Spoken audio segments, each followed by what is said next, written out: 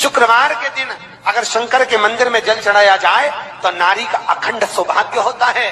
शिव महापुराण की कथा कह रही है कि दुनिया के सारे तीर्थ नहीं जा सकते, पृथ्वी की सारी नदियों में स्नान नहीं कर सकते, पवित्र नदियों में आप स्नान नहीं कर सकते, या किसी भी तीर्थ में जाकर एक रात्रि भी विश्राम नहीं कर सकते, या हमने जिंदगी में कोई दान करा ना करा, कोई पुण्य करा ना करा, कोई सत्कर्म करा ना करा, कोई शास्त्र पढ़ा ना पढ़ा, कोई शास्त्र सुना ना सुना, उसके बाद भी शिव महापुराण की कथा कहती है कि एक दिन में अगर मात्र एक बार भी आप शंकर के शिवालय में प्रवेश कर गए या मंदिर में प्रवेश कर गए तो सारे तीर्थ, सारी नदियां, सारे सरोवर, सारी बावड़ी, सारे तालाब, सारे कुंड के स्नान का पुण्य, दान का पुण्य प्राप्त हो जाता है केवल शिव तत्व को प्राप्त कर लेने। शिव महापुराण की कथा कह रही है कि घर में जो दिया होता है वो दीपक भी कोई साधारण नहीं होता, उस दीपक की भी महत्वता है, उस दीपक का भी वर्णन है।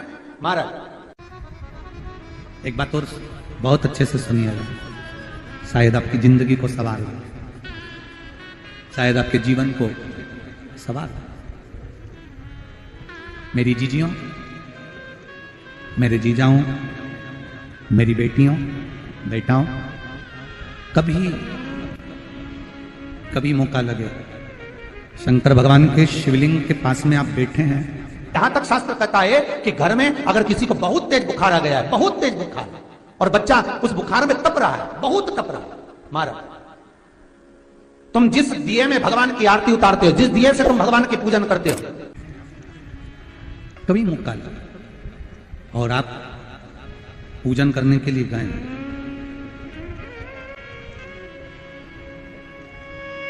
कभी पूजन करने के लिए, और आपको शंकर भगवान के शिवलिंग के पास में या शंकर भगवान के शिवलिंग के ऊपर कनेर का अगर पीला फूल देखा है ना आप लोगों ने, अरे बोलो तो जमके, देखा है?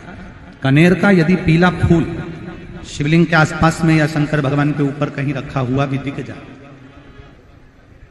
विषम परिस्थिति हो, बहुत हिम्मत ना हारते हो, तभी भगवान अकेले में एकांत में आप पहुंचे उनके पूजन के लिए, कनेर का पुष्प वहां रखा है,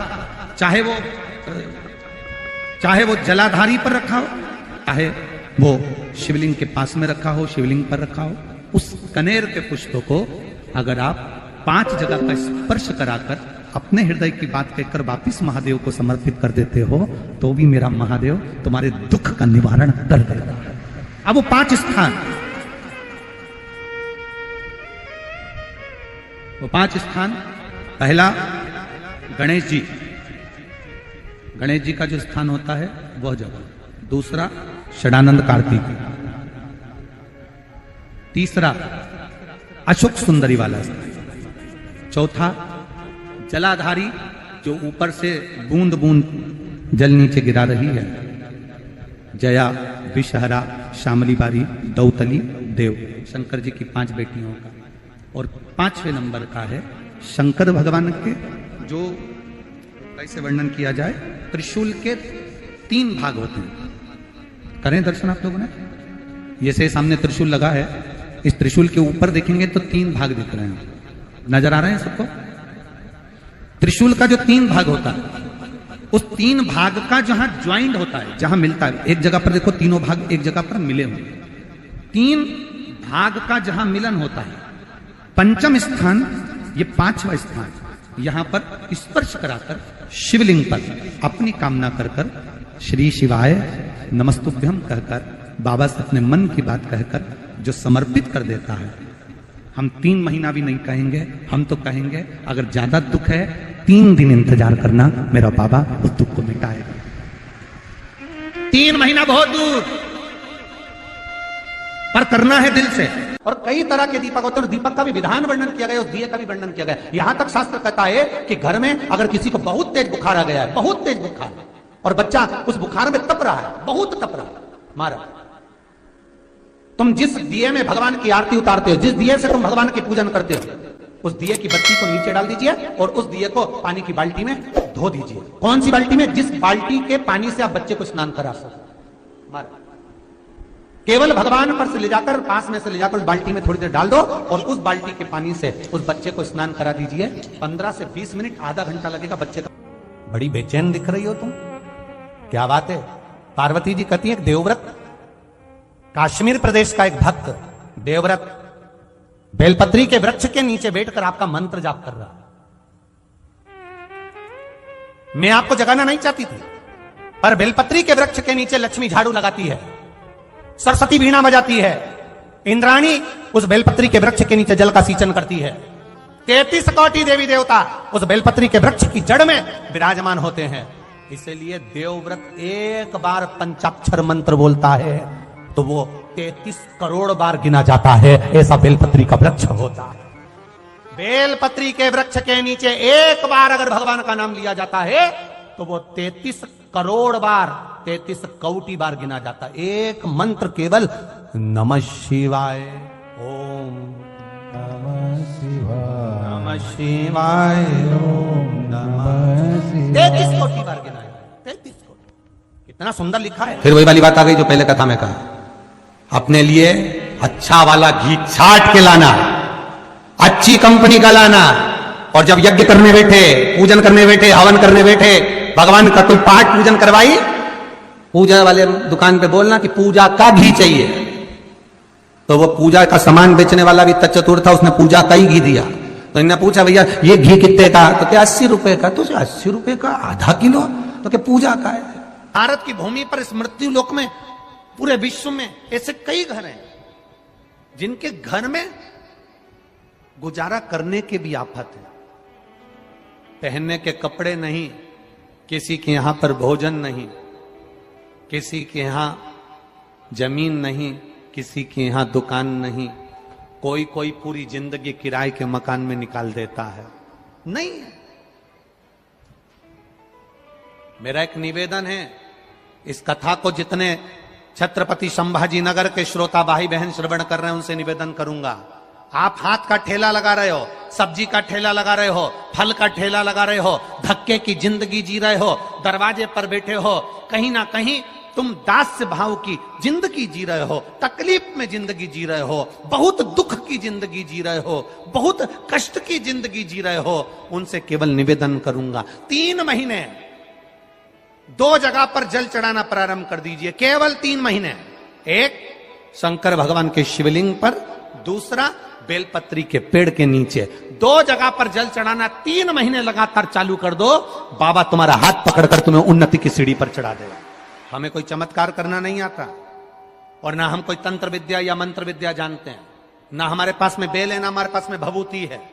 हमारे पास में तो केवल शिव का नाम है। आप श्री शिवाय नमस्तुभ्यम बोलो, ओम नमः शिवाय बोलो, नमः शिवाय बोलो, चाहे महामृत्युंजय मंत्र बोलो, उसका स्मरण करते करते भगवान शंकर के शिवलिंग पर जल, और उसी पात्र में जो जल तुमने शंकर जी को चढ़ाया है उसमें से बचा हुआ थोड़ा सा जल बेलपत्री के पेड़ के नीचे चढ़ाना प्रारंभ कर दो। अलग से बेलपत्री के पेड़ के नीचे चढ़ाने के लिए अलग से लोटा भर के जल जरूरत नहीं पड़ेगी। जो तुमने शिव जी को जल चढ़ाया, जो तुमने देवाधिदेव महादेव को जल चढ़ाया, बस उसी पात्र का जल शंकर जी को चढ़ाओ, उसमें से बचा हुआ थोड़ा सा जल बेलपत्री के वृक्ष के नीचे चढ़ाना प्रारंभ करना। कौन सा बेलपत्री का वृक्ष? जिसकी छाया आपके ऊपर आ रही हो।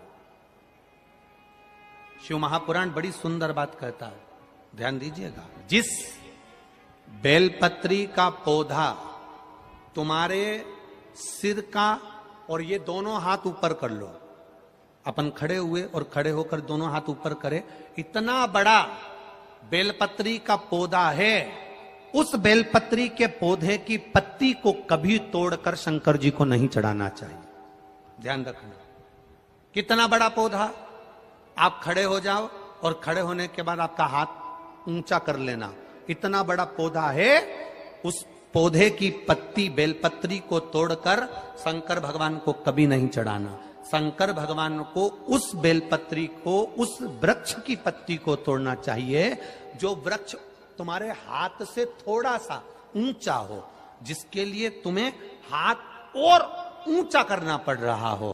जैसे एक बच्चा अपनी मां की गोद में बैठने के लिए दोनों हाथों से उचकता है, आवाज लगाता है, उचकता है, आवाज लगाता है, हाथ ऊपर करता है, तो मां उस बच्चे को गोदी में ले लेती है। उसी तरह उस बेलपत्री के वृक्ष की पत्ती तोड़ना चाहिए जिसने थोड़ी उन्नति कर ली हो, जो थोड़ा ऊंचा हो गया हो। तुम उसको पाने का प्रयास करो तो भगवान भी तुम्हें अपनी गोदी में ले ले। ऐसे वृक्ष की पत्ती तोड़।